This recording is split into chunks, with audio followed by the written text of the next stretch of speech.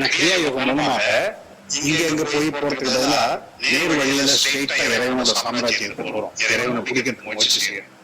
கொஞ்சமாவது இறைவனோட அனுபவம் கிடைக்கும். அது கிடைச்சதுக்கு அப்புறம் நம்ம வேண்டுதல் செய்யணும். இறைவா, யோகத்தினோட பர்பஸே என்ன, குறிக்கோள். பதஞ்சலி முனிவர் சொல்ற, நம்ம ஆரம்பத்திலே சொல்றாரு யோகத்தினோட டெபினிஷன், யோகா சித்த விருத்தி நிரோதா.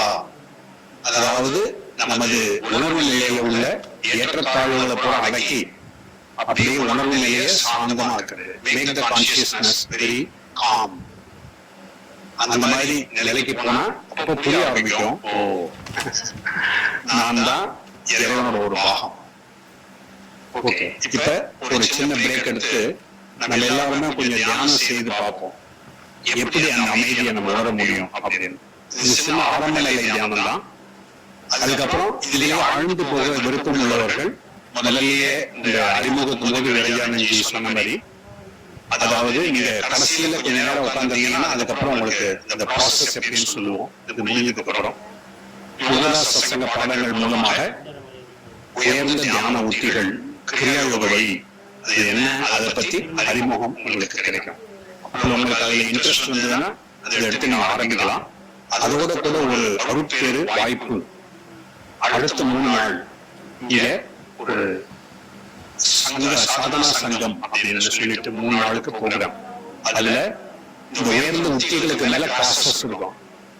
தியான பாடங்கள் மூலமா அவங்க வரும். பட் அந்த பாடங்கள்ல எப்படி பயிற்சி செய்யறது, அதுக்கான முக்கியமான குறிப்புகள், நடைமுறைக்கு உகந்தபடி எப்படி அதை பயிற்சி கொண்டு வருது, வாழ்க்கையில கொண்டு வருது, இந்த மாதிரி அதெல்லாம் எடுத்து 3 நாளைக்கு சத்சங்கம், கிளாஸ், அப்புறம் தனிப்பட்ட முறையில கவுன்சிலிங், மெடிடேஷன், தியானம், கூட்டு தியானம், இது எல்லாமே அந்த ப்ரோக்ராம் இருக்கு. உங்களால டைம் எடுத்து முடிஞ்சதுன்னா முயற்சி செய்யுங்க. 3 நாள் ஜாயின் பண்ணீங்கன்னா உங்களுக்கு ரொம்ப உபயோகமா இருக்கும். அது ஒரு வாய்ப்பு இருக்கு. இப்ப இன்னைக்கு இந்த லெக்சர் முடிஞ்சதுக்கு அப்புறம் நீங்க அது மேலெல்லாம் மீட் பண்ணீங்கன்னா அதை பத்தி உங்க மேலும் சொல்லுவோம். சரி, இப்ப ஆரம்ப நிலை தியான பயிற்சியும் பொழுது தியானம் செய்யும்போது 3 முக்கியமான விஷயங்களை எப்போதும் ஞாபகம் வச்சுக்கணும். என்னது? ஒண்ணு, முதுகுத்தண்டை நேராக இருக்கு. முதுகுத்தண்டை நேராக இருந்தா நமது முதுகுத்தண்டுக்குள்ள 3 மையங்கள் இருக்கு. எனர்ஜி சென்டர், சக்தி மையங்கள், ஆஸ்ட்ரல் எனர்ஜி சென்டர்ஸ். பிராணசக்தி அங்கிருந்துதான் உடம்போட உறுப்புகள் எல்லாத்தையும் இயக்குது. இந்த சக்கரங்கள் வழியா வெளியில போய் அந்த சக்கரங்களுக்குள்ள அந்த எனர்ஜியை கொண்டு போகும்போது வெளியில போய் அது போய் ஃபங்க்ஷன் பண்றதுக்கு பதிலா அந்த எனர்ஜி உள்ள போகுது. நம்ம முதல்ல சொன்ன மாதிரி தூக்கத்துல உள்ள போற மாதிரி, அதே மாதிரி உணர்வு பூர்வமாக முதுகு தண்டுக்குள்ள எனர்ஜியை கொண்டு போறதுக்கு முதுகு தண்டை நேராக வைக்கிறது ரொம்ப அவசியம். அதான் முதுகு தண்டை நேராக வச்சு உட்கார்றது ஃபர்ஸ்ட். 2வது, உடல்ல தளர்வடைகிறது. இதுக்கு என்ன காரணம்? உடல் இறுக்கமா இருந்தா எந்த இடத்துல இருக்கோ அங்க சக்தி அங்கதான் ஓடும். சக்தியோட ஓட்டம், எனர்ஜி அங்க போகுது. அங்க போறதுனால இங்க எங்க எனர்ஜி மாட்டிக்கிடுச்சுன்னா அதை உள்ள இழுத்து முதுகு தண்டுக்குள்ள போறது ரொம்ப கஷ்டம். அதனாலதான் ரிலாக்ஸேஷன், எப்படி தளர்வடைகிறது பெரிய கலை. அவ்வளவு ஈஸியா வராது. ஈஸியா சொல்லலாம் ரிலாக்ஸ் பண்ண, ஏன் அவ்வளவு பாரம் அவன் மேல எடுத்துக்கிற. பட் ரிலாக்ஸ் பண்ண 3 பேருக்கு அட்வைஸ் பண்ணலாம். நம்ம ரிலாக்ஸ் பண்ண முயற்சி செய்தா பார்க்கலாம், அவ்வளவு ஈஸி இல்லை பண்றது. பட் முயற்சி கொஞ்சம் கொஞ்சமா பயிற்சி பண்ண பண்ண நல்லா ரிலாக்ஸ் பண்ண முடியும். அதை உடல்ல தளர்வாக்குறது அதை விட ரொம்ப அதிக முக்கியமான விஷயம். மனத்துல ஒரு நாளும் இறுக்கம் இல்லாம லேசா வைக்கிறது மனத்தை, அதுவும் முக்கியம். பட் உடல் தளர்வு வைக்கிறது ரொம்ப இம்பார்ட்டன்ட். ஏன்னா உடலுக்கும் மனத்துக்கும் ரொம்ப நெருங்கிய தொடர்பு இருக்கிறதுனால உடல் டென்ஷன் ஆயிடுச்சுன்னா மைண்டும் ரெஸ்ட்லெஸ் ஆயிடும். உடல் சாந்தம் அப்படியே ரிலாக்ஸா உட்காந்துருந்தீங்கன்னா ரொம்ப நல்ல தியானம் செய்யறதுக்கு ஒரு சூழ்நிலை நீங்க உருவாக்குறீங்க.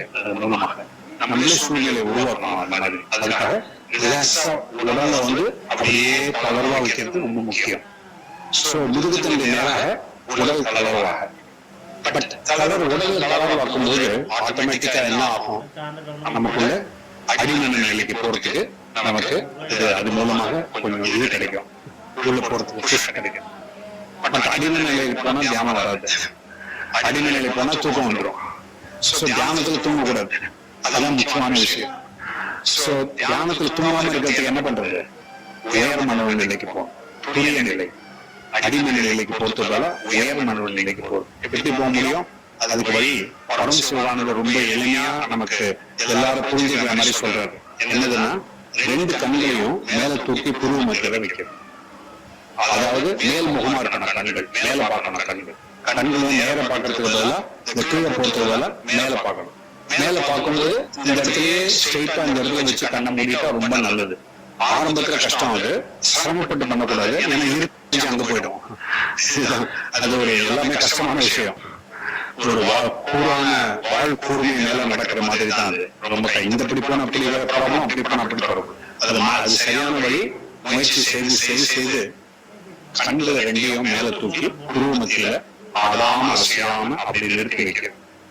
அதான் முக்கியமான விஷயம். கண்களை இங்க வச்சாலே பார்க்கலாம், ஒரே மனம் சாந்தமாயிடும், உங்களோட சுவாசமும் சாந்தமாயிடும்.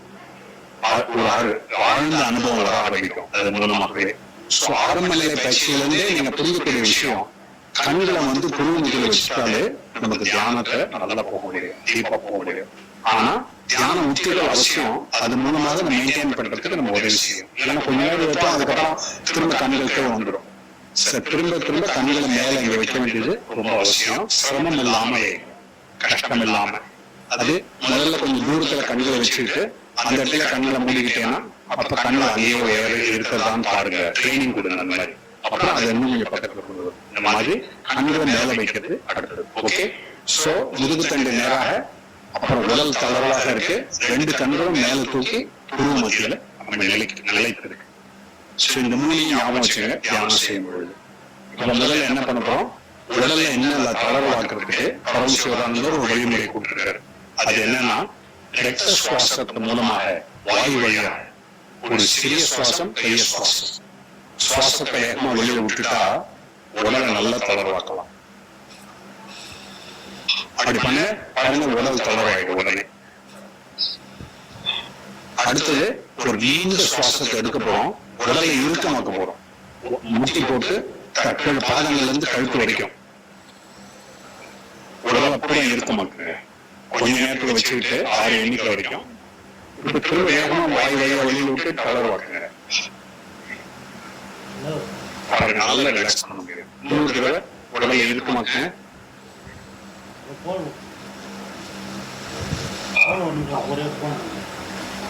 இன்னொரு தடவை.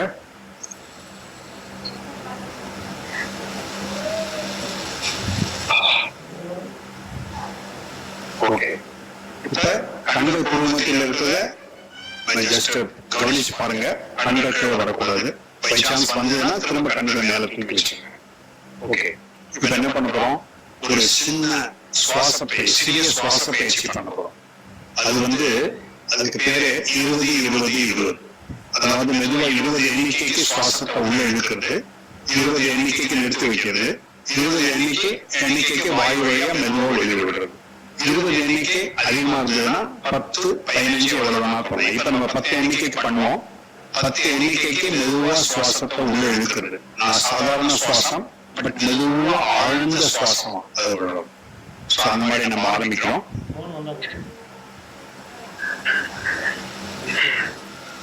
நிறுத்தி வைக்கிறோம் 10 எண்ணிக்கைக்கு.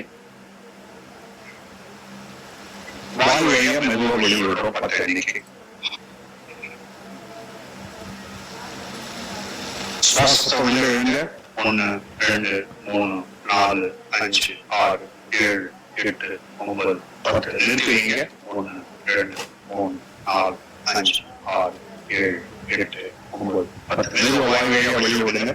1, 2, 3, 4, 5, 6, 7, 8, 9, 10. திரும்ப சுவாசத்தை உள்ள எழுங்க. 1, 2, 3, 4, 5, 6, 7, 8, 9, 10. நிறுத்தி வைங்க. 1, 2, 3, 4, 5, 6, 7, 8, 9, 10.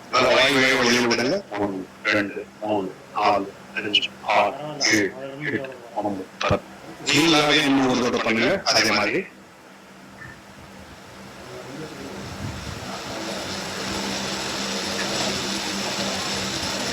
எடுத்துக்கிட்டு இருக்கிற மாதிரியே நல்ல மாட்டாங்க.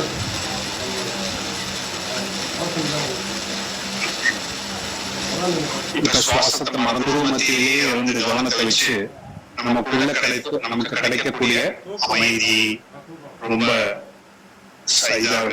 கலவா இருக்கு உடல், மனமும் கலவடைந்துள்ளது. ஒரு ஆழ்ந்த நிம்மதியான ஒரு ஃபீலிங் நமக்கு வருதுன்னா அந்த அமைதி இல்ல கொஞ்சம் டீப்பா போகும்போது ஆனந்தமும் வரும், இல்ல இறைவனுக்கு மேல அன்பு வரும். அது என்ன மாதிரி ஃபீலிங் வந்தாலும் அப்படியே அதையே உணர்ந்துகிட்டு வேற எண்ணங்கள் இல்லாம நிலைச்சு இருக்கிறது. இதுதான் சலனமற்ற நிலை. சுவாசத்தை மறந்துட்டு வெறும் குரு மத்தியில அப்படியே இருக்குது. நம்ம ஒரு நிமிஷத்துக்கு அந்த மாதிரி இருக்கலாம். இல்ல ஐயா, சுகர் மாத்திரை கொடுத்துட்டா கை கால் வலி உடம்பு வலி அது மாதிரி பிரி மாத்திரை 2 வேலை மாத்திரை வாங்கிங்க, 2 வேலை வாங்கிங்க போட்டேன். பிரியா இருக்கும்போது என்ன பண்ணுறீங்கன்னா, நம்மளே வந்து இந்த மாதவரம் வந்து தமிழ்நாடு ஃபுல்லாக போட்டுருக்காங்க. நம்ம தான் கிளாஸ் எடுக்கிறோம். ஐயா கிஜி யோகா மெடிடேஷன் யூடியூப் இருக்கா, அதில் நம்ம சேனலில் ஒன்று வருது. வீட்டில் இருக்கும்போது சரியாக போய் பாருங்கள். என்ன எல்லாம் அப்படியே பண்ணலாம். அதெல்லாம் அவங்களுக்கு ஒரு நிமிஷம்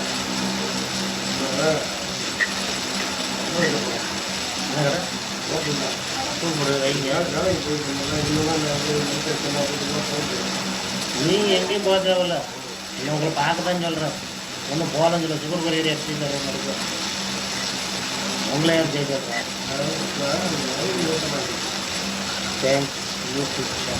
இன்னும் ஒரு 30 செகண்டுக்கு அதே மாதிரியே இருக்கும். மனம் வேற எங்கேயாவது ஓட ஆரம்பிச்சதுன்னா திரும்ப உள்ள கொண்டு வந்து அமைதி மேல வைங்க. எங்கே வாட்டர் போக போகிறீங்க? என்ன வெஜ்ஜா நான்வெஜ்ஜா?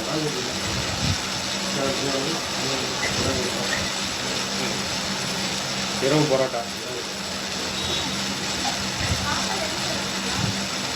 இட்லி, ஆப்பம், கஞ்சி,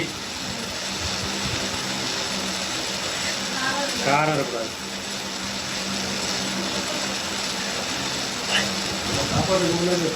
இந்த அமைதியை இன்னும் ஆழ்ந்து உணர்றதுக்காக அதை விரிவாக்க முயற்சி செய்வோம். மனத்தளவுல அதை விரிவாக்கிட்டே போவோம். நமக்கு கிடைத்த அமைதி குரு மத்தியில உணர்வோம் முதல்ல. அதுக்கப்புறம் அந்த அமைதி விரிவாகி முகம் முழுவதும் அமைதியாலேயே சூழப்பட்டுள்ளதா முதல்ல நினைக்கிறோம். அப்புறம் மனத்தளவுல விரிவாக்கிட்டே போகணும், பெருசாகிட்டே போறோம் அந்த அமைதியை. அமைதி இப்ப இன்னும் பெருசாகி உடல் முழுவதும் இப்ப அமைதியாலே நிரம்பி போச்சு.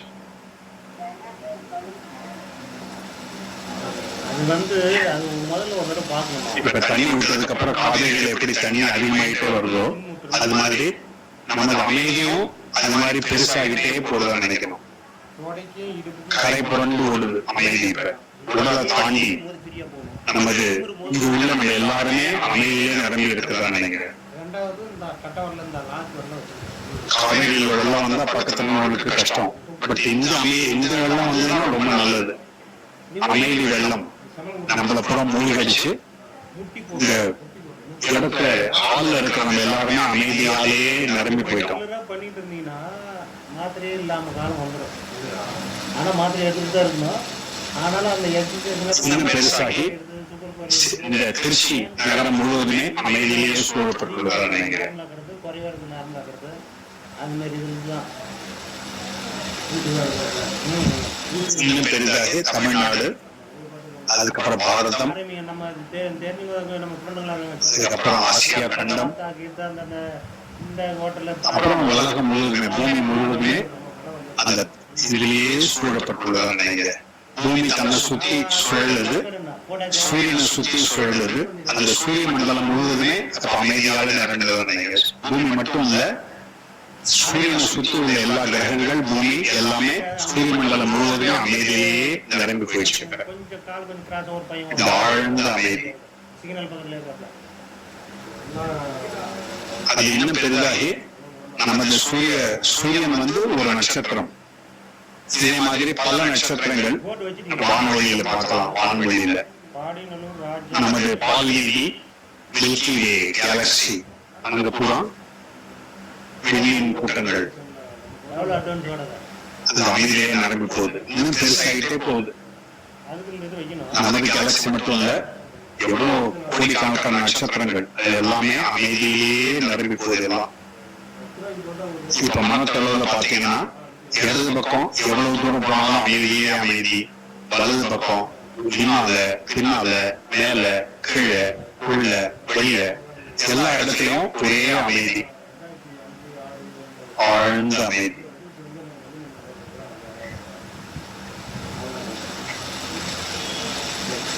நம்ம வெஜ்ஜு இல்லை நம்ம நான்வெஜ் இல்லை, நான்வெஜ்காரெல்லாம் போதும். இந்த அமைதியை ஞாபகப்படுத்திக்கிறதுக்காக ஒரு சங்கல்பம் செய்வோம். அப்ரமேஷன் சொல்றது இது ஒரு வழி. இதுக்கு இப்போ முன்னால பண்ணது வந்து விசுவலைசேஷன், மனக்காட்சி காணுதல். அடுத்தது சங்கல்பம் செய்தல். அது மூலமாக நமக்கே நினைவுபடுத்திக் கொள்ளுது. அதனால நீங்க எல்லாரும் சேர்ந்து சொல்லுங்க. முதல்ல உரத்த குரல்ல சொல்லுவோம், அதுக்கப்புறம் கொஞ்சம் மென்குரல்ல, அப்புறம் என்ன மென்குரல், அப்புறம் நம்ம வந்து முன்முணுத்தல், கடைசியா மனத்துக்குள்ளேயே சொல்லுதல். அது சொல்ல சொல்ல நம்ம கவனம் இன்னும் ஆழ்ந்து போயிட்டே இருக்கும்.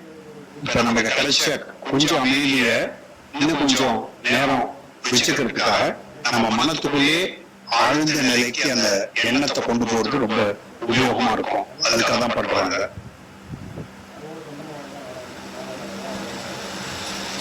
என் இறைவா நீ பேர் அமைதி, நான் சிறு அமைதி, நாம் இரண்டும் ஒன்றே, அமைதியும் நானும் ஒன்று. என் இறைவா நீ பேர் அமைதி, நான் சிறு அமைதி, நாம் இருவரும் ஒன்றே, அமைதியும் நானும் ஒன்று. என் இறைவா நீ பேர் அமைதி, நான் சிறு அமைதி, நாம் இருவரும் ஒன்றே, அமைதியும் நானும் ஒன்று. என் இறைவா நீ பேர் அமைதி, நான் சிறு அமைதி, நாம் இருவரும் ஒன்றே, அமைதியும் நானும் ஒன்று. என் இறைவா நீ பேர் அமைதி, நான் சிறு அமைதி, நாம் இருவரும் ஒன்றே, அமைதியும் நானும் ஒன்று. இதையே நீங்க விஸ்பர் முணுமுணுத்து அதுக்கப்புறம் மனத்தளவுல 2-3 தடவை சொல்லுங்க.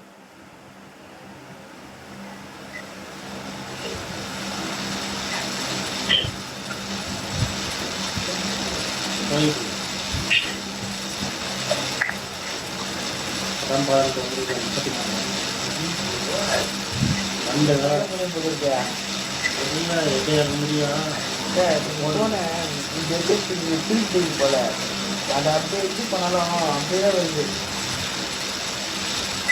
இப்போ போனாலும் அப்படிதான் இருக்குமா?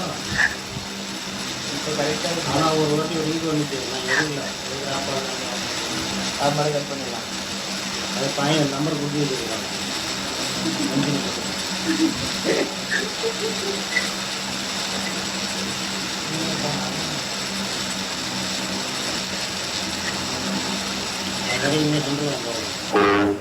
சாந்தி சாந்தி சாந்தி. இப்ப நமக்கெல்லாம் ஒரு சிறிய அறிமுகம் கிடைக்குது. தியானம் மூலமாக எப்படி நமக்குள்ள உள்ள ஆழ்ந்த அமைதியை உணர முடியும், அதுக்கான சிறிய அனுபவம் நமக்கு கிடைக்குது. இதுல இன்னும் ஆழ்ந்து போறதுக்கு, அமைதியை ஆழ்ந்து போகும்போது என்ன ஆகும், அடுத்தது ஞானம் வர ஆரம்பிக்கிறோம், புரிஞ்சுக்க ஆரம்பிக்கிறோம். இதை நம்மளை பத்தி புரிஞ்சுக்கிறது, நீதி பேரை பத்தி புரிஞ்சுக்கிறது. நீதி பேரை புரிஞ்சுக்க ஆரம்பிச்சா என்ன ஆகும், நமக்குள்ள அன்பு வர ஆரம்பிக்கும். அவங்க ஏன் இந்த மாதிரி பிஹேவ் பண்றாங்க, அவங்களுக்குள்ள இந்த மாதிரி ப்ராப்ளம் இருக்கு, அதனாலதான் இந்த மாதிரி பண்றாங்க, அந்த மாதிரி நம்ம புரிஞ்சுக்கும் போது நம்ம உடனே அவங்க மேல எரிச்சல், கோபம் அதெல்லாம் வராது. அதுக்கு பதிலா அவங்க ஏன் அந்த மாதிரி பண்றாங்கன்னு புரிஞ்சுக்கிட்டு ஒரு பரிவு மனப்பான்மை நமக்குள்ள வரும். அது மூலமா நமக்குள்ள அன்பு வளர ஆரம்பிக்கும். உலகத்தில் உள்ள எல்லாருக்கும் ஒரே விதமா அன்பு கொடுக்கக்கூடிய திறமை நமக்குள்ள வரும். அடுத்தது அந்த அன்பு வர வர ஆனந்தம் தானாக வர வரும். இங்கிலீஷ்ல பிடிச்சி சொல்றாரு, லவ் பிகெட்ஸ் ஜாய். அதாவது அன்பு மூலமாக நமக்கு ஆனந்தத்தை உணர முடியும். சோ இந்த மாதிரி நம்ம வாழ்க்கையை மாற்றி அமைக்கக்கூடிய வழி யோக தியான வழி. நமக்கே முன்னால இந்த மாதிரி ஒரு வழி இருக்குதே நமக்கு தெரிஞ்சிருக்காது முன்னால. இப்ப நம்ம பார்த்தா இது ரொம்ப எளிமையான வழி தானே, அதிகமா ஒண்ணும் பண்ண வேண்டாம், எங்கேயும் போக வேண்டியது இல்லை, அதிகமா செலவு செய்யறதுக்கும் அவசியம் இல்லை. என்ன பண்ணோம், ஜஸ்ட் உட்காந்து ஒரு கொஞ்ச நேரம் தியானம் செய்யும், அவ்வளவுதான். தியானம் செய்தாலே நமக்குள்ள அமைதியை சேகரிக்க முடியும், இறைவனுக்கான அன்பை உணர முடியும், அது மூலமாக ஆனந்தத்தை உணர முடியும். இறைவன் ஆனந்தம் ஒரு டாக்டர் சொன்னோம் இல்லையா, பாரதியார் சொன்னது ஞாபகம் இருக்கும் உங்களுக்கு, பேச்சினால் பயனில்லை, அனுபவத்தால் பேரின்பம் காண்பதுவே ஞானம். ரொம்ப அருமையா சொல்லியிருக்காரு பாரதியார். பேச்சினால் பயனில்லை, அதிகமா சொற்பொழிவுகள் கேட்கிறோம், பேசுறோம், நிறைய பார்க்கிறோம், அது படிக்கும், அப்ப பண்ணும்போது இன்ஸ்பைரிங்கா இருக்கு. பட் அது மூலமாக வாழ்க்கை எப்படி மாறும், கொஞ்சம் தான் அது மூலம் இன்ஸ்பிரேஷன் கிடைக்கும். உண்மையான வாழ்க்கையில மாற்றம் கொண்டு வருதுன்னா நமக்கு நேரடியான இறை அனுபவம் அவசியம். அதான் அனுபவத்தால் பேரின்பம் காண்பதுவே ஞானம். அதுதான் உண்மையான ஞானம்ங்கிறது. இறைவன் என்னோட இருக்காரு, அவர் அமைதி வடிவானவர், அந்த அமைதியை நான் உணர முடியுது. இறைவன் அன்பு வடிவானவர், அந்த அன்பை என்னால உணர முடியுது. இறைவன் ஆனந்த வடிவானவர், என்னால ஆனந்தத்தை உணர முடியுது. அந்த மாதிரி நமக்குள்ள எக்ஸ்பீரியன்ஸ் வந்ததுன்னா அப்ப நம்ம நம்பிக்கை மேல அது டிபெண்ட் ஆகாது. இல்லைன்னா கொள்கைவாதம், நம்பிக்கைகள், அது மேலதான் நம்ம போயிட்டு இருப்போம். அது உண்மையான சொல்லி தெரியவே தெரியாது. அதனாலதான் திருவள்ளுவர் சொன்ன ஞாபகம் இருக்கும், எப்பொருள் எத்தன்மை பாயினும் அப்பொருள் மெய்ப்பொருள் காண்பது. அது உண்மை என்னன்னு சொல்லிட்டு கண்டுபிடிக்கணும். அதுக்குள்ள வெளிமுகமா பாக்குறதா, அது வெளிப்படையா தெரியறது மட்டும் உண்மை இல்லை, அது உள்ள போய் ஆக்சுவல் என்னன்னு பார்க்கணும். அதுக்குள்ள அதை பார்க்கணும். அதுதான் யோக விஞ்ஞான வழிமுறை மூலமாக நம்ம உண்மையில நம்ம யார் அதை நம்ம உணர முடியும். இதுதான் உலகத்திலே ரொம்ப முக்கியமான விஷயம், ரொம்ப கஷ்டமான விஷயம் கூட.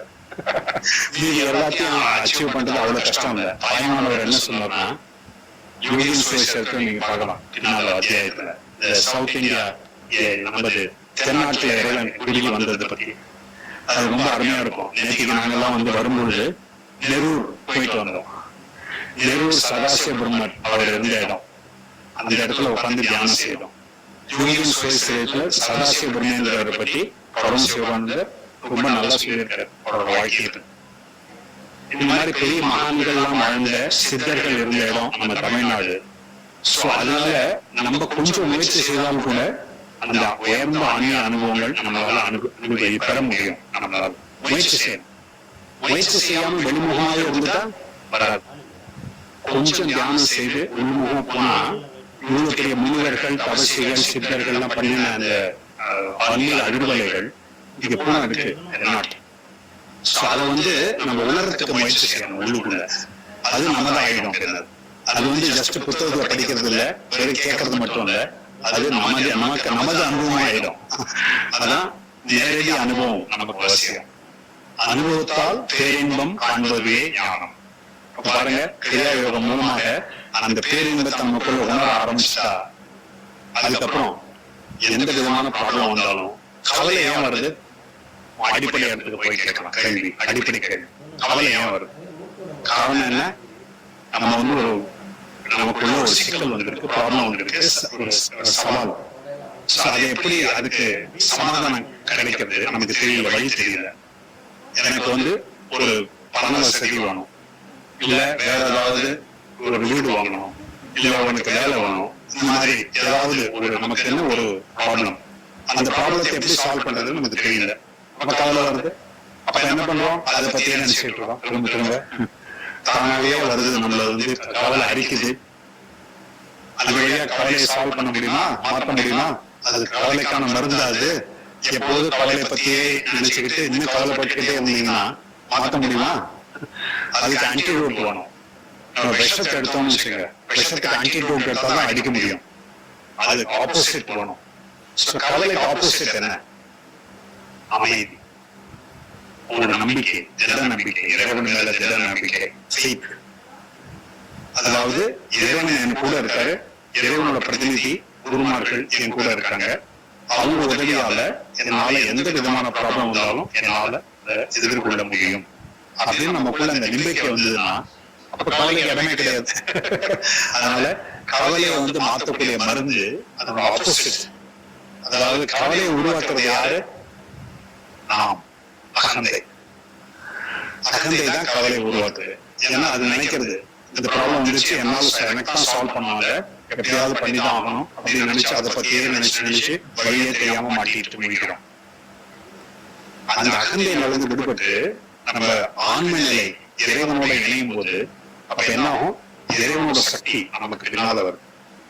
Behind our limited, the capability is the infinite power of God doing to us.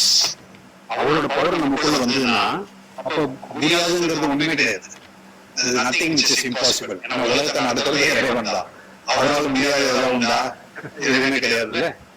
So அதனால அந்த திறமையை வளர்க்கறது இறை சித்தத்தோடு எப்படி இணைக்கிறது, நமது வாழ்க்கையை இறைவனோட சித்தத்தோட எப்படி இணைக்கிறது, இதுதான் ரொம்ப முக்கியமான விஷயம். அது பண்றதுக்கு கிரியா யோக தியானம் நமக்கு நேரடியாக உதவி செய்யும். ஏன்னா கிரியா யோகம் மூலமாக இங்க எங்க போய் போறதுக்கு பதிலா நேர் வழியில ஸ்ட்ரெயிட்டா இறைவனோட சாம்ராஜ்யத்துக்கு போறோம். இறைவனை பிடிக்கிறதுக்கு முயற்சி செய்யறோம். கொஞ்சமாவது இறைவனோட அனுபவம் கிடைக்கும். அது கிடைச்சதுக்கு அப்புறம் நம்ம வேண்டுதல் செய்யணும். இறைவா எனக்கு இந்த சமயத்துல எப்படி இந்த ப்ராப்ளத்தை சால்வ் பண்றது அப்படின்னு நம்ம வந்து பிரார்த்தனை செய்யும்போது அப்படியே உள்ளுக்குள்ள இருந்து 6வது அறிவு மூலமாக நமக்கு கைடன்ஸ், வழிகாட்டுதல் நமக்கு கிடைக்கும். அது மூலம் இது உடனே வராது, அதுக்கு திறமை கொண்டு வரும். ஏன்னா அகந்தை வந்து கற்பனை மூலமாக நமக்கு ட்ரபிள் பண்ணிக்கிட்டே இருக்கும். நமக்குள்ள கற்பனையா இறைவன் கூட்டுற வழிகாட்டுதல் எப்படி தெரியும்? இது முக்கியமான விஷயம் இல்லது. ஏன்னா சில நம்ம நினைக்கிறோம் உங்களுக்குள்ள ஐடியா வருது, ஓ இப்படிதான் இறைவன் வழிகாட்டுறாரு.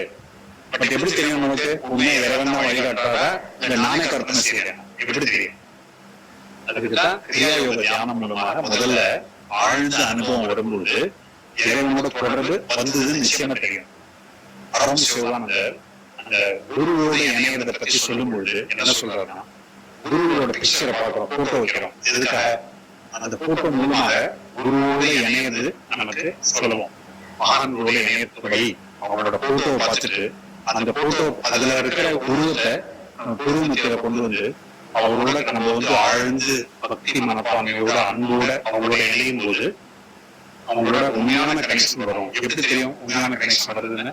பரமசிவானந்தர் சொல்றாரு, அதுக்கு சரியான வழி உங்க இதயத்துல ஒரு ஆனந்தம் வர ஆரம்பிச்சு. அந்த மாதிரி இறைவனோட குருவோட போக்கஸ் பண்ணிட்டு நீங்க குருவோட பேசுறீங்க, வேண்டுதல் செய்றீங்க, உங்க இதயத்துல ஒரு ஆனந்தம் வருது. இதுனா கற்பனை இல்லை, அது நிஜமாவே நமக்கு அந்த மாதிரி கனெக்ஷன் வருது நடக்கும். பாருங்க, இந்த உயர்ந்த நிலைக்கு போனா கூட என்ன பண்றதுங்கிறது எக்ஸாக்டா குருதேவரோட போதனைகள்ல நீங்க பார்க்க முடியும். அந்த மாதிரி எந்தெந்த இடத்துலயும் வழிகாட்டுதல் கிடைக்கும். எந்த நிலையில இருந்தாலும் சரி அந்த நிலைக்கான வழிகாட்டுதல் நமக்கு குருதேவரோட போதனைகள் மூலமாக கிடைக்கும். இது நீங்களே கண்டுபிடிக்கணும். நான் சொல்றேன்னு சொல்லிட்டு நீங்க ஒத்துக்க வேண்டிய அவசியம் இல்லை. திரும்ப திருவள்ளுவர் சொன்னது, எப்பொருள் யார் யார் வாய் கேட்கணும் அப்பொருள் மெய்ப்பொருள் காண்பது. அதனால நீங்களே அதை வந்து முயற்சி செய்து அதை பயிற்சி செய்து அந்த மாதிரி உங்களுக்கு வருதான்னு பாருங்க, செக் பண்ணி பாருங்க. இங்க வந்து மூட நம்பிக்கை அவசியம் கிடையாது. இது விஞ்ஞான வழிமுறையா இருக்கிறதுனால எல்லாருக்கும் அதே ரிசல்ட் வரும். அதான் விஞ்ஞான வழிமுறை. நான் செய்தாலும் எனக்கு ஆனந்தம் வரும், நீங்க செய்தாலும் ஆனந்தம் வரும், அவங்க செய்தாலும் ஆனந்தம் வரும், எல்லாருக்கும் வரும். அதான் யூனிவர்சல், எல்லாருக்கும் பொதுவான அது முறை. இது வழியாது, அதான் யோக வழி. சோ நீங்க எல்லாரும் உங்களை டயத்தை எடுத்து இன்னைக்கு இங்க வந்து பொறுமையோட உள்ள நேரம் எல்லாம் கேட்டுக்கிட்டு இருந்தீங்க.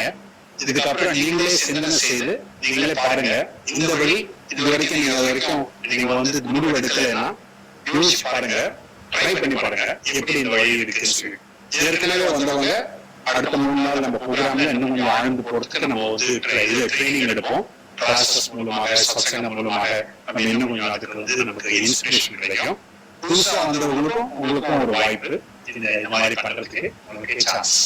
சோ நமது கவலைகளை மாற்றக்கூடிய அருமருந்து இறைவனோட நினைவுகள், அப்புறம் இறைவனிடம் வேண்டுதல் செய்து நமது பங்கு என்ன அதை நல்லா புரிஞ்சுக்கிட்டு நமது கடமைகளை நல்லா செய்து இறைவனை கூட வச்சுக்கிட்டு நம்ம கடமைகளை செய்யும். இதுதான் பரமசிவானந்தர் ஒரு பிரார்த்தனை மூலமா சொன்னாரு. அந்த பிரார்த்தனையை பண்ணி நம்ம இந்த செஷனை முடிக்கலாம். நாங்கள் எல்லாரும் கொஞ்சம் கண்களை மூடி குரு மத்தியில குருமார் மகான்களும் இறைவனும் நம்ம கூட இருக்கிறத உணர்ந்துக்கிட்டு அவங்க கூட நம்ம பிரார்த்தனை செய்யணும்.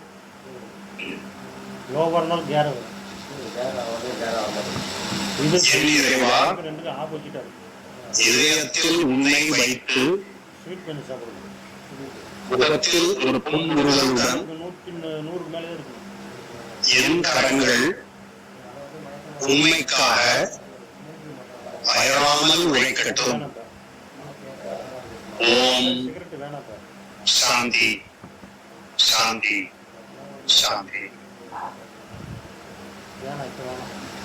இப்போ பிபி கம்மியாக இருந்தால் குளுக்கோஸும் போடலாம். ஆனால் அந்த டைமுக்கு குளுக்கோஸும் போட மாட்டோம். அந்த டைமுக்கு பிபி அதிகமாக இருக்கு. இந்த டைமுக்கு தியானம் எளிது, தியானம் புரிது, தியானம் ஆனந்தம், தியானம் அறிவியல், ஆதலால் தியானம் செய்வீர் என அழகான எளிய தமிழில் அனைவருக்கும் புரியும் வண்ணம் மனக்காட்சி, சங்கல்பங்கள், அமைதியை சேகரித்தல் மூலமான உதாரணங்களுடன் இந்த தியானத்தை வழிநடத்தியதற்கு நன்றி கூறுகிறோம் சுவாமிஜி.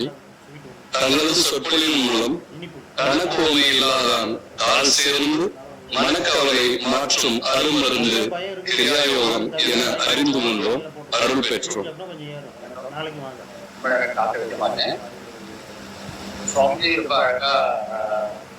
இந்த ஸ்டேஜ் இதே கொஞ்சம் நேரம் தெரியும்.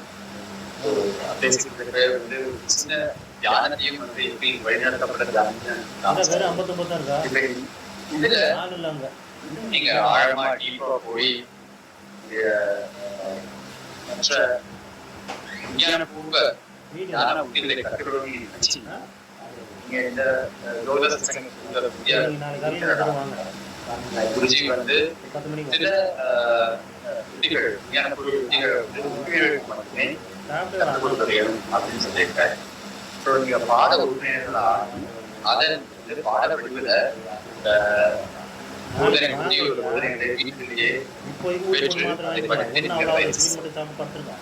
சாப்பாடு இந்த நிகழ்ச்சி முடிந்த பிறகு ஆஹா ஸ்வீட் நீங்க சாப்பிட்டு யாராவது நாளை காலையில் வாங்க. உறுப்பினராக பிபி கொண்டு போய் இந்த ஆன்லைன் இங்கே இருங்க, வாலண்டியர்ஸ் தேடி வருவாங்க.